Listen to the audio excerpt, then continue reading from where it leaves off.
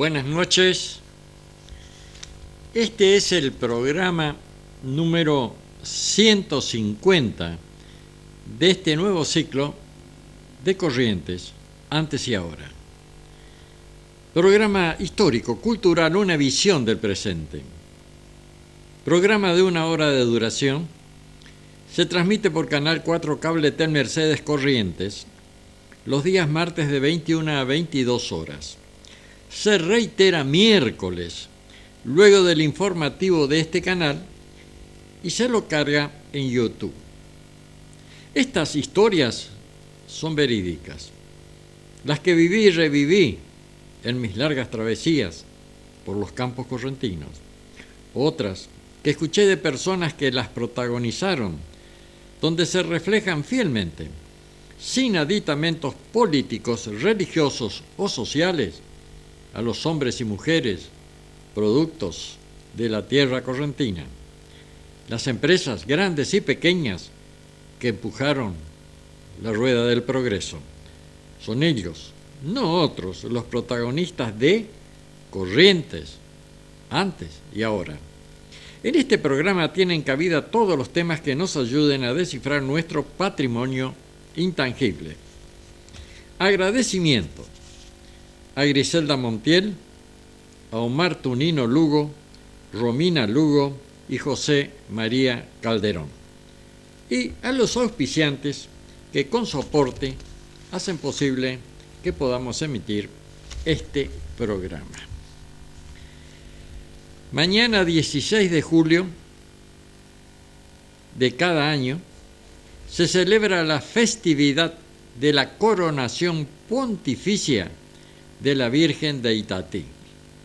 La coronación es considerada un acto de devoción y un compromiso de amor por parte de los fieles, quienes se comprometen a amarla, imitar sus virtudes y recurrir a su mediación materna. La historia de esta festividad se remonta al 16 de julio de 1900, cuando la imagen de la Virgen de Itatí fue solemnemente coronada por voluntad del Papa León XIII.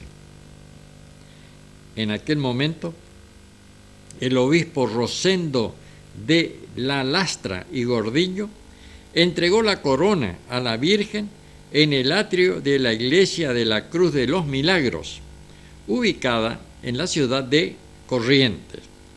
La ceremonia de coronación recibió el título de coronación pontificia debido a la autorización y bendición del Papa León XIII, quien anteriormente había bendecido la corona durante el Concilio Latinoamericano en 1899. Esta coronación fue un reconocimiento a las virtudes de la Madre de Dios y Madre de la Iglesia y marcó un hito importante en la historia religiosa de Corrientes. Hace ya unos días, están yendo carretas, están yendo a pie, en bicicleta, en camioneta, en lo que sea, en la peregrinación a la Virgen de Itatí, una de las peregrinaciones más numerosa que se realiza en nuestra Argentina y quizás una de las más numerosas también en el mundo. Muchísima gente, reitero, en carretas, en carro, en jardinera, en bicicleta, a pie, en vehículos, en camiones, en lo que sea, van entonces en peregrinación a la Basílica de Itatí, para entonces, esto es para llegar, para estar, ya están en unos días antes, algunos, para estar el 16, día entonces de que cada año que se celebra la festividad de la coronación pontificia de la Virgen de Itatí. Javier Ulises Ávalo. Yo escribí algo hace un tiempo sobre Javier, sobre Chocotón, que falleciera ayer, anteayer, en nuestra ciudad, víctima de una cruel enfermedad. Se dice, en realidad todas las enfermedades son crueles, pero esta es realmente una de no sé si la más cruel, pero una de las más crueles, por lo que falleció todavía en edad que estaba trabajando y muy bien, Chocotón. Y yo escribí esto, que tuvo muchísima repercusión en las páginas digitales. Javier Ulises Chocotón Ábalos. Javier es un producto de sí mismo. Se construyó a base de trabajo, esfuerzo, dedicación y ganas de aprender. Comenzó como productor de ganadera comercial, la casa consignataria más importante de la época pasada, con remates mensuales, en la Sociedad Rural de Mercedes y en otras localidades, remates especiales de reproductores y muy destacada actuación en la exposición feria que organizaba la Sociedad Rural y que fuera la primera del interior del país con el eslogan Palermo y después nosotros. Javier Chocotón aprendió a base de observación y de escuchar a los rematadores de la firma, como Marco Smith. Siguió los consejos de Chacho Gadea, toda una institución en el rubro, de Gabriel Colonosetti. A Chocotón se le presentó la oportunidad de rematar y lo hizo en forma satisfactoria, continuando con el martillo, por estos días con su firma consignataria que está establecida en el mismo edificio que antes estaba Ganadera Comercial, donde él se inició, San Martín y Sarmiento. Javier sigue el derrotero que le enseñaron sus ilustres maestros. Reitero, recientemente falleció Javier Chocotón Ábalos, persona muy querida en nuestra ciudad, rematador, se había hecho el curso. Yo en algunas oportunidades viajé con él para revisar algún ganado y él tenía unos cassettes que las camionetas antes venían para poner esos cassettes y obviamente escucharlos, algunos música y demás, pero él se escuchaba a sí mismo. Cuando él remataba, grababa y se escuchaba. Entonces de esta manera se iba perfeccionando en su labor en el martillo, que es una labor muy, muy importante. Cuando entra el ganado, hay que saber, así a primera vista, ya, si la vaca es gorda, flaca, muy gorda, si el novillo más o menos lo que pesa, las cualidades, ir destacando, y no digo cuando se remata hacienda reproductores, que bueno, hay que ir destacando cada virtud que tiene el animal, sea un toro, una vaquilla. Bueno, Chocotón remataba y muy bien. Bueno, entonces acá lo recordamos en este programa. Las voces del silencio. Gabriela Naso Fot, las voces del silencio. Yo fui invitado allí en el salón de la que está de Manos Correntina, a ese evento. Las voces del silencio fue una película y también se presentó un libro, y a mí, y valga la redundancia, me presentó la oportunidad de hablar sobre el tema, ahí yo estoy hablando, sobre el soldado Ábalos,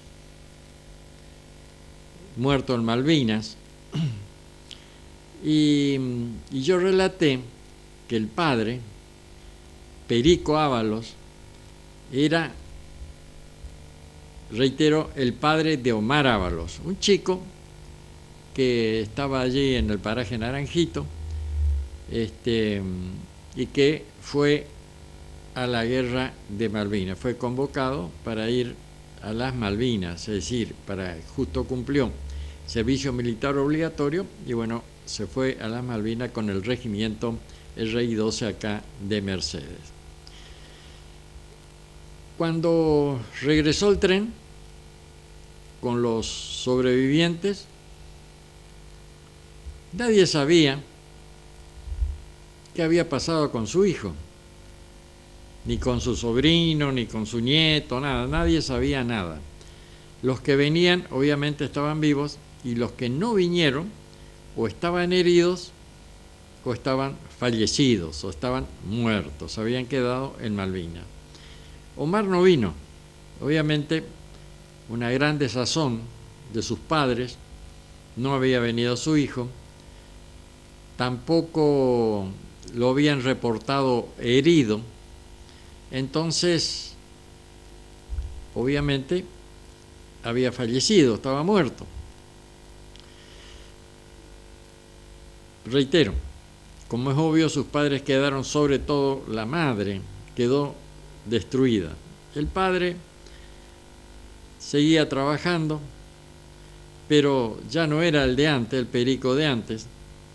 Siempre andaba como triste, obviamente.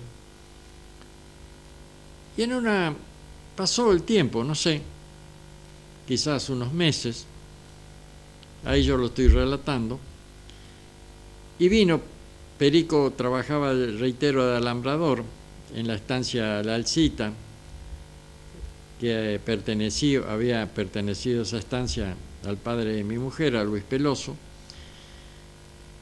Me estaba haciendo unos alambrados y vino y me comentó que habían llegado unos soldados del Chaco. Yo digo soldados y ya no eran soldados, eran excombatientes del Chaco, 4 o 5, a visitarlo a Omar, que él le había dicho dónde él vivía, ¿no? Que eran. Entonces le dijo el padre que Omar no había vuelto.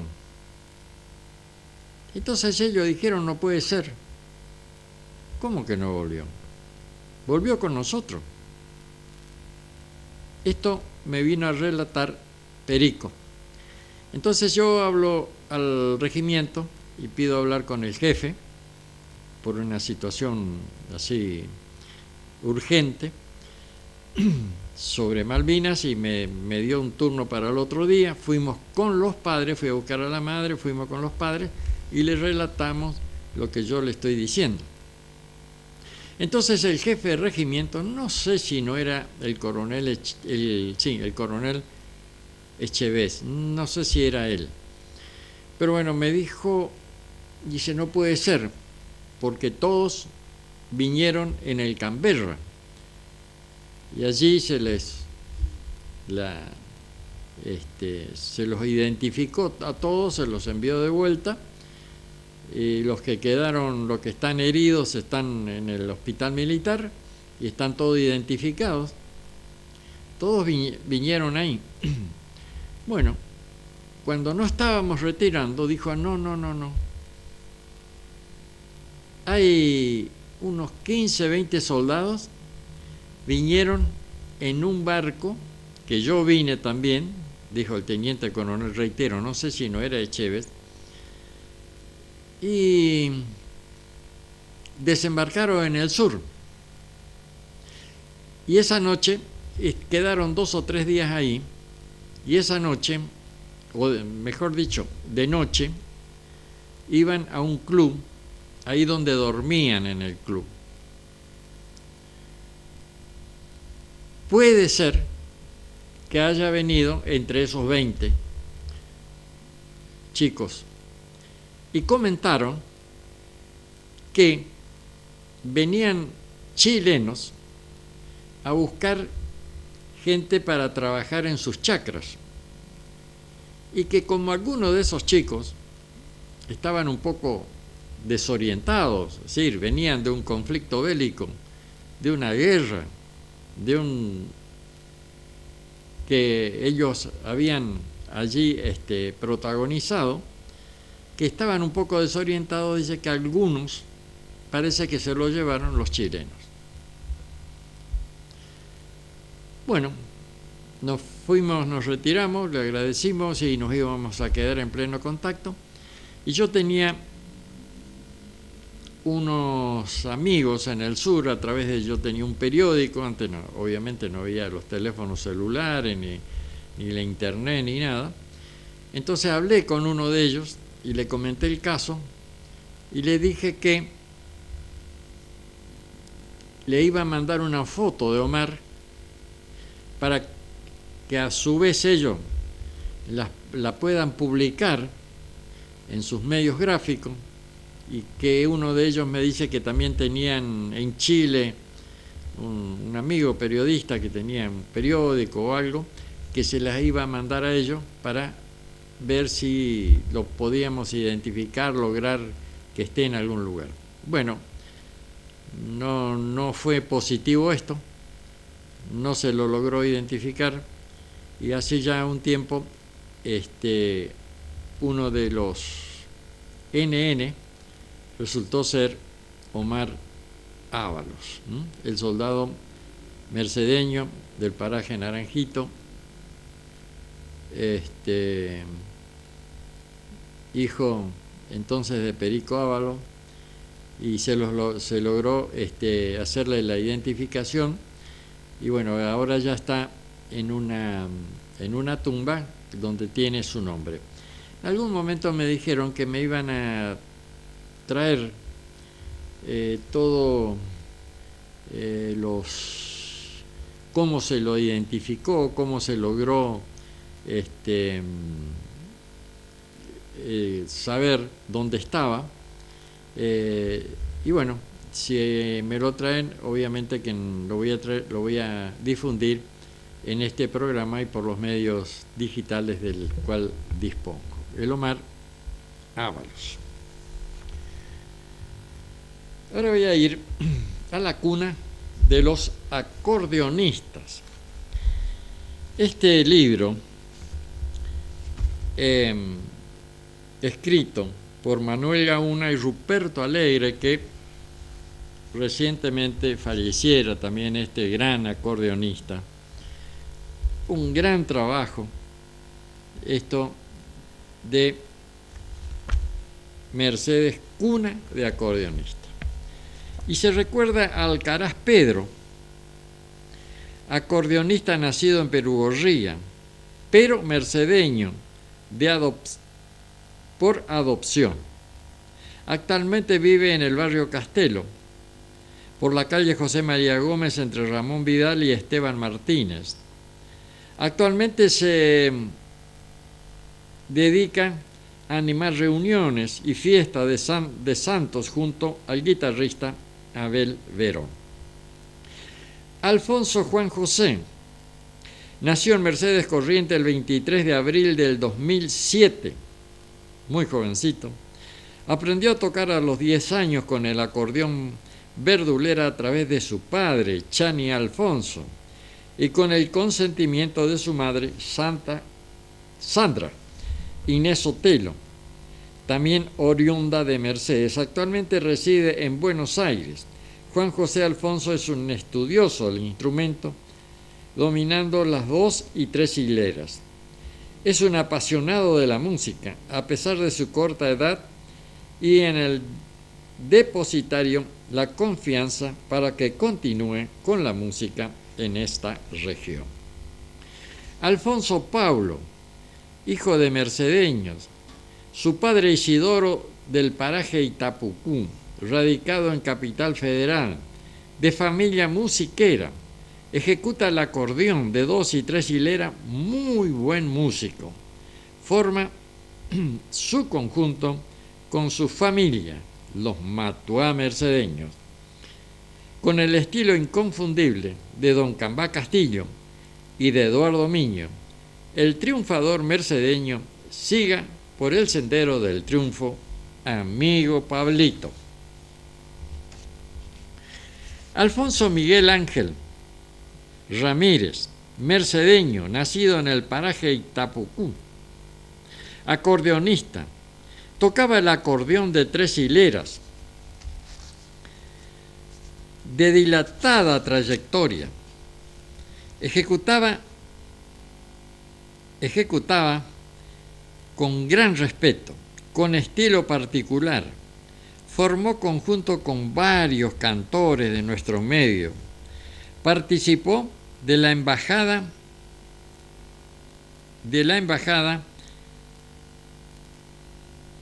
cartelera correntina de Polito Castillo en Buenos Aires. Es tío de los integrantes de los Matuá mercedeños. Es de familia de musiqueros. No contamos con nosotros a este chamamecero de ley. Acompañó a Pacheco Álvarez, logrando éxito en las fiestas donde los contrataban. Actuó junto a Polito Castillo con la embajada cartelera correntina. Con el pasar de los años, se refugió en su hogar hasta el día de su partida. Bueno, esto es una muy buena obra, entonces de Manuel Gauna y Ruperto Alegre. Está en venta Gauna, la tenía, no sé todavía si tiene, si le quedaron algunos libros, pero las estaban vendiendo porque querían hacer otra edición. Yo el año pasado creo que comencé a leer mi libro Choregó Tigre Moreira, el ocaso de los Yaguareté, pero no, la parte final ya terminaba el año, así que no finalicé la lectura, entonces ahora voy a continuar con la parte final. En 2 o 3 programas vamos a finalizar entonces la lectura de este libro.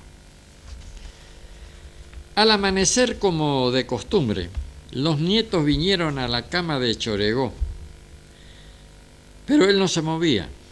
Le avisaron al padre. Choregó había muerto. Un guerrero de vida convulsionada había encontrado la tranquilidad. El velorio, como de costumbre en el campo, se carneó una vaca, varias lanares, asado, locro, mbaipú, guiso carrero, abundante vino y caña. Mucha gente de los parajes vinieron a despedir a Choregó. Se había ido el último de los guerreros, un hombre respetado por la comunidad campesina. Hasta el político vino a acompañar a la familia. Los hermanos eran los que atendían a la gente. A pesar de la abundancia de bebida, no había desórdenes, a Choregó lo respetaban, aún estando muerto. Lo llevaron a pulso, es decir, a pie, hasta el cementerio. Se turnaban para cargar el cajón de palma partida. Al llegar, lo esperaba una doble fila de caballos. Pasó entre ellos el féretro, el pozo junto al de su mujer, que lo esperaba desde hacía varios años. Cuando se tiró la primera palada de tierra, se escuchó nítidamente el galope y el relincho de un caballo, como si quisiera despedir a su dueño. Siguieron echando paladas de tierra y al llegar al final, el rugido de un tigre conmocionó a los presentes. Pareció ser un homenaje de los animales salvajes le rendían a Choregó. El tigre parecía anunciar que su tiempo también se estaba terminando. Lentamente comenzó a retirarse la gente con lentitud, como a desgano. Allí quedaba un representante de la época que también se estaba yendo. Los nietos de Choregó se fueron a vivir al pueblo. Ramón había comprado una casa con el dinero que le entregó Choregó, su padre. Los campos comenzaron a despoblarse. Los habitantes de los parajes fueron a las ciudades en busca de una mejor vida, de las comodidades, de la TV, de las computadoras, del internet, del estudio. El hijo y la nuera de Choregó se quedaron en el campo cuidando el legado de su padre. Los nietos casi ya no venían a visitarlos. Debían ir ellos al pueblo en un vehículo que habían comprado. Los achaques de la vejez los decidieron ir a vivir a la ciudad para estar más cerca de los médicos. Recibieron varias ofertas para vender el campo, una propiedad que ellos ya no podían administrar. Las vacas valían cada vez menos. La nana nadie quería comprarla. Disminuían las majadas. Había que encerrar las ovejas por la noche para que no las roben y hasta al mediodía los cuatreros no descansaban ni tenían hora. Los que sembraban batata, mandioca, maíz, zapallo, tabaco, no valía nada. Las rutas hicieron competitivos productos de otras zonas y hasta de otros países. Por esto, de la globalización, el hombre de campo estaba desprotegido, esquilmado por las políticas de los gobiernos que querían alimentos baratos para subvencionar a los sueldos industriales que le aseguren los votos. Las grandes ciudades se poblaron y los campos quedaron con menos habitantes. Solo los que no podían irse. El terrible desarraigo azotó a los rurales. Se poblaron villas y barrios marginales. La droga comenzó un incipiente desarrollo. Algunas personas comenzaron a tener una bonanza económica. Cambio de autos, casi de continuo. La ciudad, los pueblos ya no eran los mismos. Tampoco las personas, aquella amistad, cordialidad del encuentro diario se fue perdiendo. Ya no bastaba la palabra. Las casas ya no eran seguras. Había que ponerles llaves y trancas. Los robos continuos. Los autos que antes estacionaban y dejaban las llaves puestas, había que trabarlos. Se comenzó a sospechar de las autoridades. Los policías ya no eran confiables, tampoco los jueces ni los políticos. Todos estaban bajo sospecha. Comenzó el encono. Se impulsó el enfrentamiento entre clases sociales, patrones y empleados. Los sindicatos manejados por sindicalistas con ansias de poder y dinero representaban a una clase obrera con deseos de reivindicación. Aparecieron los abogados laboralistas que impulsaban juicios a los patrones. Se reglamentó la caza y la pesca. Los mariscadores iniciaron la retirada. Los montes no se podían explotar. Los hacheros, alisadores, perdieron sus trabajos. Todo comenzó a arreglarse. Se perdió la libertad a pesar de la democracia.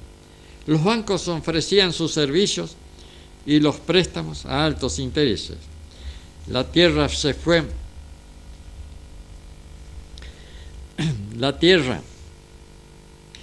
fue concentrando en pocos dueños.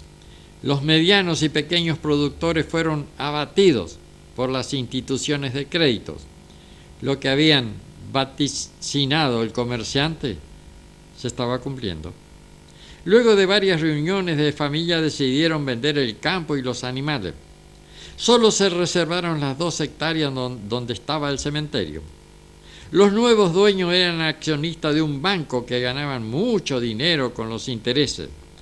Habían comprado la propiedad para el resguardo económico. Poco les interesaba la producción. El sacrificio de Choregó y Rosalía había sido en vano. Sacrificaron su amor, su felicidad, su vida para conservar el campo. Si Choregó hubiera dejado que los policías lleven las vacas, nada hubiera pasado. La posterior tragedia se hubiera evitado. Pero no se podía pedir a un guerrero que no pelee, a un tigre que se domestique. Los correntinos, herederos de una raza bravía, no iban a negociar su ética, su moral. Iban a defender lo suyo a cualquier precio, a cualquier costo. Ramón disfrutó poco tiempo de la situación holgada del dinero, de lo recaudado por la venta del campo. Depositaron en un banco la inflación primero y luego la apropiación por parte del Estado de los ahorros, lo dejaron sin recursos dinerarios. Bueno, muy bien. Esto es entonces una de las partes de la... vamos a seguir leyendo en los próximos programas. Ahora vamos a ir a un chamamé. Mírame, por Mario Bofill. Muy amable. Hasta ahí nomás porque después no puedo dormir. Gracias. Le estaba observando a las parejas que estaban colaborando allí y me di cuenta que en una guaina no le miraba, ¿eh? Así tenía la cara. Y entonces, esto pasó allá en Loreto. ¿Sabes lo que hizo el damo? Le agarró la cabeza, le agarró así, le puso enfrente y le dijo: mírame.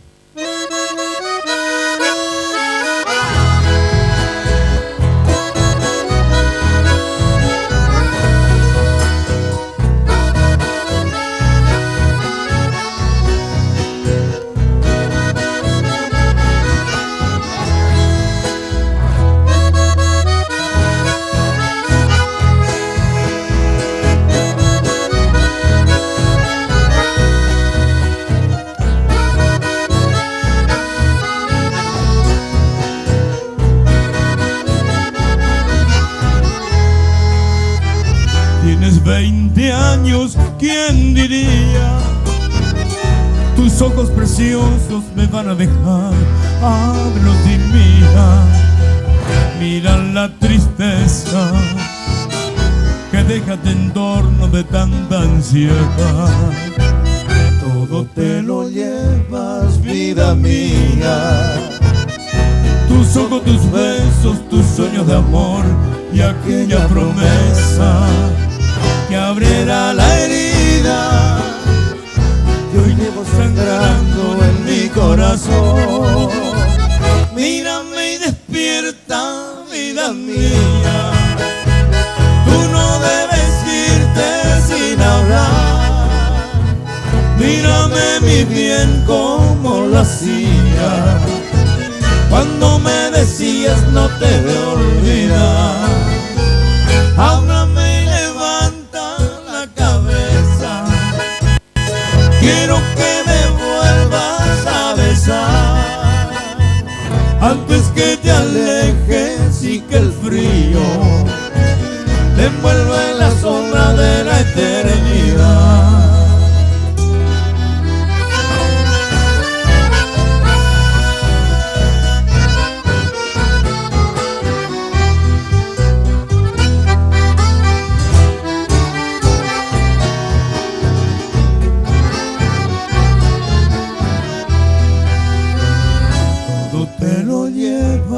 Vida mía, tus ojos, tus besos, tus sueños de amor y aquella promesa que abriera la herida que hoy llevo sangrando en mi corazón. Mírame y despierta, vida mía. Tú no mírame mi bien como lo hacías cuando me decías no te de olvidar. Háblame y levanta la cabeza, quiero que me vuelvas a besar antes que te alejes y que el frío te envuelva en la sombra de la eternidad.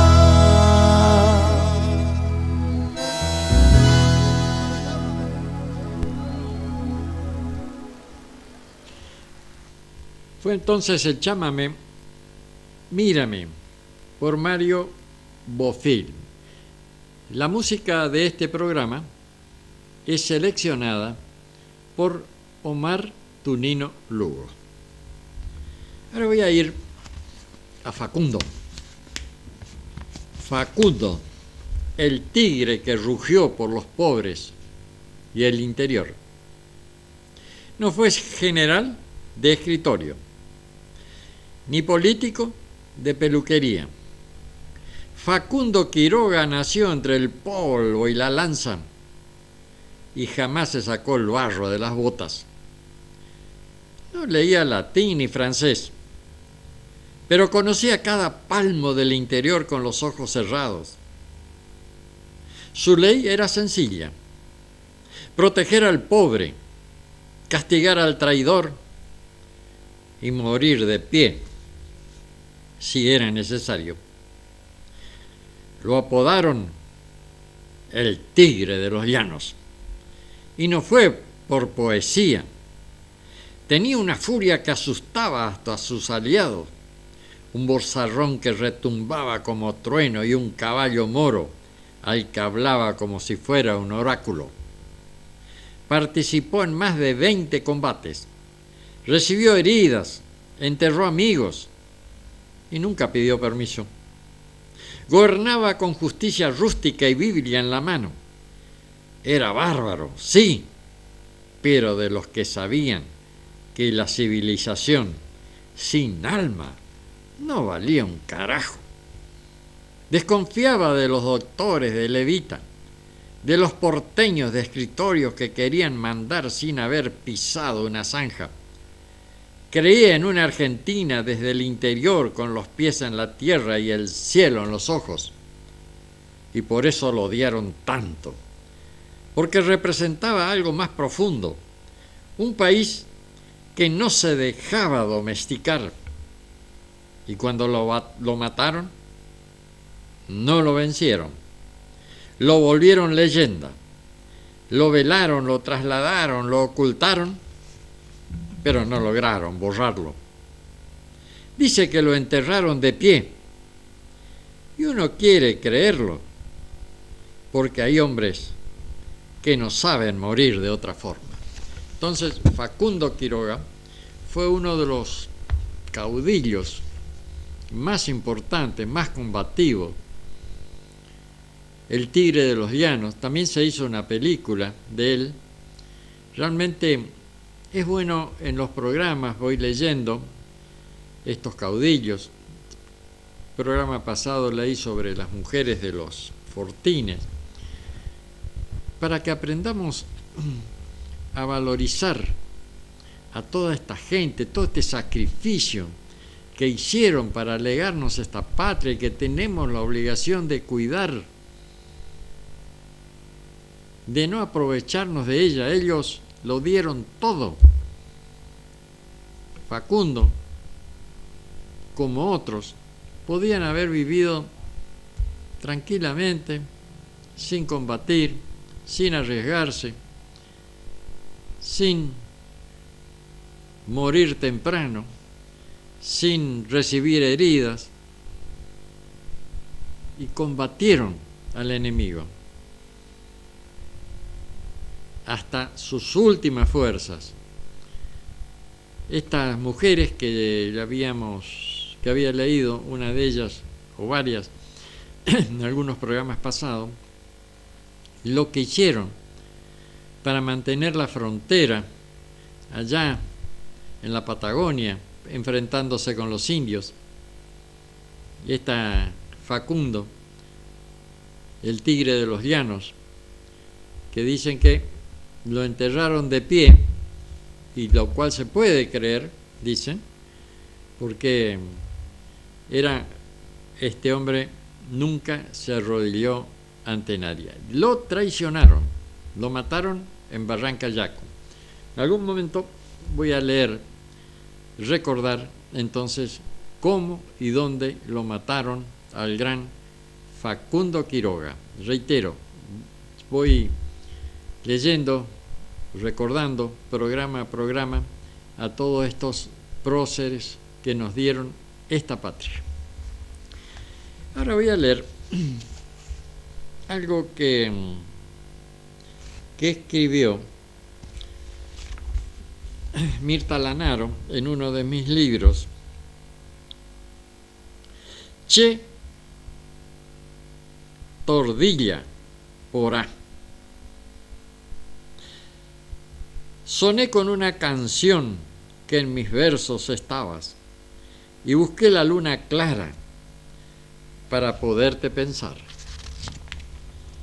Ella me supo inspirar y fui de a poco encontrando el modo de ir nombrando a la Tordilla Porá.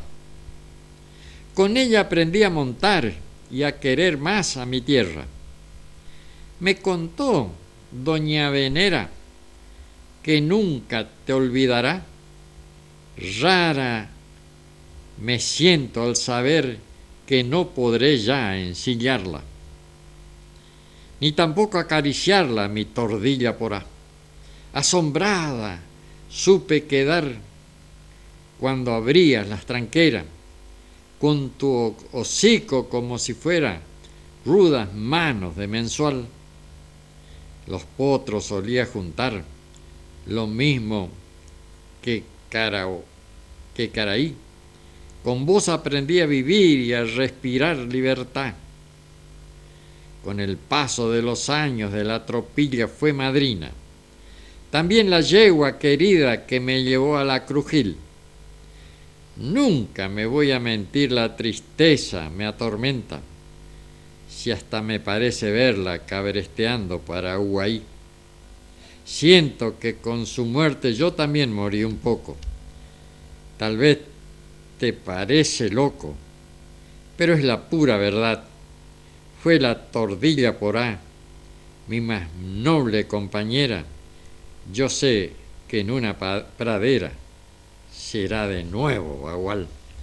Bueno, entonces esto lo envió Mirta Lanaro para mi libro Mercedes, Campo y Ciudad. Ahora voy a leer algo de psicotrópicos, y esto es por el doctor Gustavo Clausi, que vamos a leer en los programas. Todo esto, tengo estos libros del doctor Gustavo Clausi sobre droga, que es tan importante esto de la droga, de machacar y machacar. Habíamos leído sobre la cocaína, también sobre el paco, los diferentes tipos de drogas que van apareciendo. La nuez noscada. La nuez noscada es el fruto de un género de árbol perennifolios de la familia y procedente de las especies actualmente de las Islas Molucas en Indonesia. La nuez es la semilla del árbol, es ligeramente ovoide, de 20-30 milímetros de largo y 15 de ancho, y está cubierta por una corteza seca tramada de color rojizo denominada masia. La especie más comercializada es la nuez noscada. También hay aceite de nuez. Esta también se cultiva en el Caribe. Otras especies de nuez noscada son de Nueva Guinea y otra es nuez de Bombay de la India. Tanto la nuez noscada como el maciz, tienen sabores similares, aunque la nuez es más dulce. Es más bien un colorido de las comidas parecido al azafrán. El fruto fue introducido a Europa por los árabes en el siglo XI y jugó un papel importante de la gastronomía de aquella época. En la cocina bárbara se emplea abundante en la producción de la famosa, y es allí donde se descubre que la nuez moscada contenía pequeñas cantidades de alcaloide alucinógeno, llegando a probar que la ingestión de una nuez entera tiene muy fuerte el poder alucinógeno por su saber y por uso que se le da en la gastronomía, muy poco, para dar un toque de sabor. No está prohibido, pero es bueno saber que la sobreingestión de la misma es psicotrópico. A dosis pequeña no produce efectos detectables, pero los produce sin embargo a dosis de alta, 10 gramos o más, se convierte en un alucinógeno, produciendo sensación de comodidad y efectos visuales parecidos a la marihuana. Pero ¿por qué no es popular entre los adultos? Porque los efectos duran más de 24 horas y tienen terribles efectos secundarios que se extienden más de 36 horas. Produce daño hepático, náuseas, deshidratación, convulsiones, palpitaciones, incluyendo la muerte. Es extremadamente tóxica si se la inyecta. En el pasado se la utilizó para los abortos. Bueno, programa a programa también voy a ir leyendo esto de los psicotrópicos y estupefacientes. Es una obra muy importante del doctor Gustavo Clausi. Hay que ir difundiendo esto porque cada vez esto de la droga está siendo realmente algo muy que se está extendiendo, es sumamente nocivo. Entonces, para ir ya alertando a la gente, dando este tipo de esto de la nuez moscada, yo no sabía, recién me entero, y bueno, es bueno entonces ir enterándote de esta cosa. Bueno, también habíamos tenido hace ya un tiempo sobre que el 10 de junio de 1969 muere Carlos Alberto Castellán en la ciudad de Mercedes, Corrientes, provincia de Corrientes, poeta, escritor y narrador, también nativo de Mercedes. Su inclinación por la poesía se despierta en él en los años de la adolescencia y de ahí arranca su producción poética. En el año 1917 se publica El Facón, su poesía más difundida en el libro Cofre de Armonías del inmortal actor y recitador Alemany Vila. Su inquietud literaria lo llevó posteriormente a incursionar en el campo del periodismo, fundando en 1925 en su ciudad natal la revista social deportiva Azul. En el año siguiente, en Curuzucuatía, Corrientes, hace otro tanto, fundando la revista Hora y un periódico humorístico, La Chispa. Años después, ya radicado en la capital federal, forma junto al compositor Pedro Sánchez el primer conjunto folclórico correntino, debutando con señalado éxito en las principales emisoras radiales porteñas en ese entonces, grabando además en forma exclusiva para el sello Odeón, en forma ininterrumpida por más de 10 años. La prestigiosa revista Mundo Argentino y el gran diario La Nación publican su producción literaria, radicado en Mercedes Corrientes, al par que acrecienta su producción poética. No por ello abandona su pasión por el periodismo. Fruto de este esfuerzo aparece en 1942 bajo su dirección la revista estudiantil La Escuela. 3 años más tarde funda el semanario bilingüe castellano-guaraní. Obras: Caaguazú con Pedro Sánchez, Celestes y Colorados con Pedro Sánchez, Cordiona Cangué con Pedro Sánchez, Machete 22 con Pedro Sánchez, Sargento Cabral con Pedro Sánchez, entre otras. Yo por acá así tenía una poesía de Castelán, obviamente que tiene muchas, pero voy a leer esta. Está en su libro Corrientes en el Verso. La colegiala de la Normal. Todas las mañanas a las 7:30, infaliblemente, más puntual que el sol, viene por Sarmiento, jubilosamente, y dobla en la esquina de la Juan Pujol.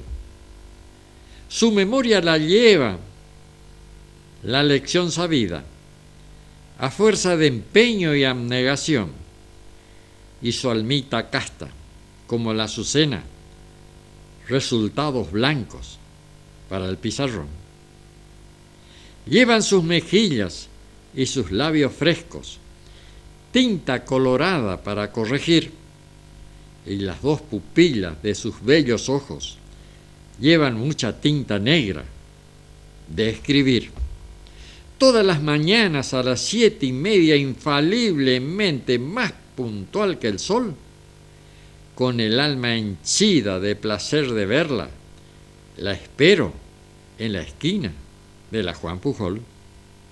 Pero al ver que pasa con indiferencia esta colegiala tan linda y formal, me asalta el recuerdo de mis 15 años, cuando, como ella, era colegial, y entonces mi alma nostalgiosa y triste llora envuelta en penas de un dolor fatal, al pensar que nunca volverá la hora de tomar la calle para la Normal.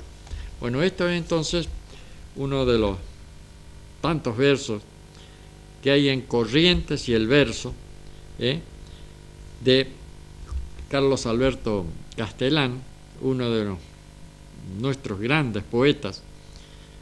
Mercedes, Corrientes, tierra de poetas, de acordeonistas, de artistas, realmente, y que muchos de ellos no han tenido trascendencias porque no ha habido formas de que ellos podían trascender. Ahora, con el tema de lo digital, de las páginas digitales, de Facebook y todo lo demás, se pueden publicar muchísimas cosas que antes quedaban ya en el olvido. El poeta, el artista, lo que escribía, a lo mejor lo escribía a mano, quedaba guardado en algún lugar por ahí y luego, lógicamente, se iba perdiendo. Bueno, ya estamos finalizando en este programa y entonces vamos a ir a un chamamé, Lluve Catán, por Rodrigo y Uriel.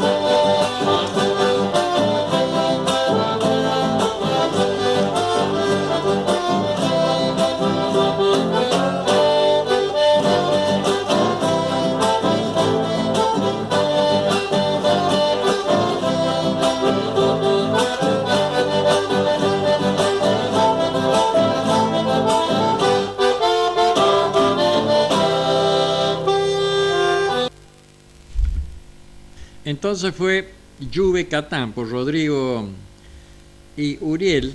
Nosotros en este programa, lo digo siempre, tratamos de darle también difusión a aquellos que tienen, que valga la redundancia, menor posibilidad de difundir sus temas, sus trabajos, pero vemos como estos chicos, estos jóvenes, tienen un gran talento, que bueno, que con el tiempo seguramente se van a ir afianzando. También quiero aclarar de que en este programa hemos traído algunos políticos, siendo que este programa no es político, no es un programa cultural, pero la política también es cultura, también es historia. Entonces trajimos a algunos políticos y ya en 2 oportunidades invitamos a la señora intendente, y hablamos con su director de prensa, le mandamos algún tipo de mensaje y demás, y hablamos. Sí, ya le aviso, pero es decir, no es que no quisimos o la hemos discriminado, sino que no nos contestan. Esto ha sido todo para este programa. Si el destino así lo permite, el próximo martes, a partir de la hora 21, estaremos nuevamente con un programa de similares características, recordando que mañana, miércoles, luego del informativo de este canal, este programa va a ser reiterado y lo vamos a cargar en YouTube. Tengan ustedes muy buenas noches y muchas gracias.